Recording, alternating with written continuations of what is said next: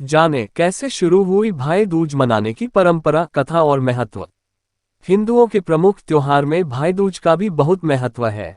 भाई दूज का पर्व दीपावली से 2 दिन बाद आता है। इस दिन बहन अपने भाई को तिलक कर उसकी लंबी उम्र के लिए हाथ जोड़कर यमराज से प्रार्थना भी करती है।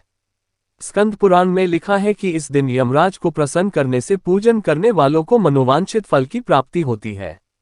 इसको मनाए जाने के पीछे एक पौराणिक कथा भी प्रचलित है।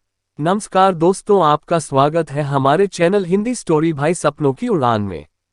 दोस्तों, भाई दूज क्यों मनाया जाता है, आज उसकी हम पौराणिक कथा आपके सामने लेकर आए हैं। उम्मीद है आपको पसंद आएगी।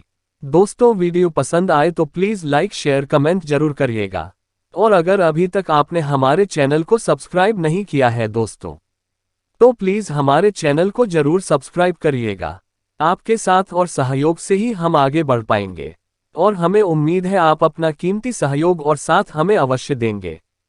हमारा साथ देने के लिए आप सभी का दिल से आभार, धन्यवाद। चलते हैं अपने टॉपिक पर। यमुना की कहानी। शास्त्रों के अनुसार भगवान सूर्य नारायण और संज्ञा के 2 संतानें, एक पुत्र यमराज और दूसरी पुत्री यमुना थी।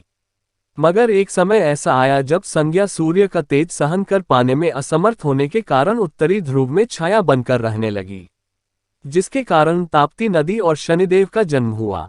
उत्तरी ध्रुव में बसने के बाद संज्ञा छाया का यम व यमुना के साथ व्यवहार में अंतर आ गया। इससे व्यथित होकर यम ने अपनी नगरी यमपुरी बसाई। वहीं यमुना अपने भाई यम को यमपुरी में पापियों को दंड देते देख दुखी होती, इसलिए वह गोलोक में निवास करने लगी। लेकिन यम और यमुना दोनों भाई बहन में बहुत स्नेह था। इसी तरह समय व्यतीत होता रहा। फिर अचानक एक दिन यम को अपनी बहन यमुना की याद आई।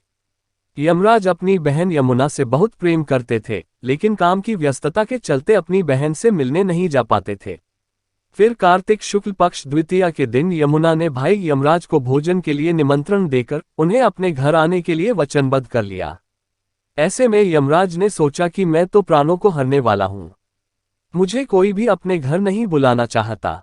बहन जिस सद्भावना से मुझे बुला रही है उसका पालन करना मेरा धर्म है। बहन के घर आते समय यमराज ने नरक निवास करने वाले जीवों को मुक्त कर दिया।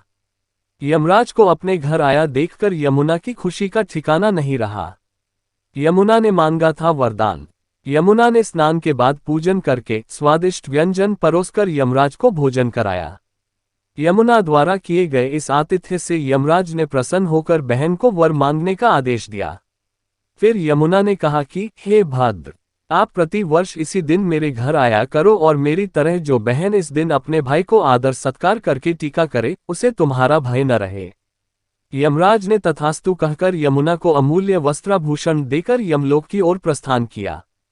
तभी से इस दिन से ये पर्व मनाने की परंपरा चली आ रही है।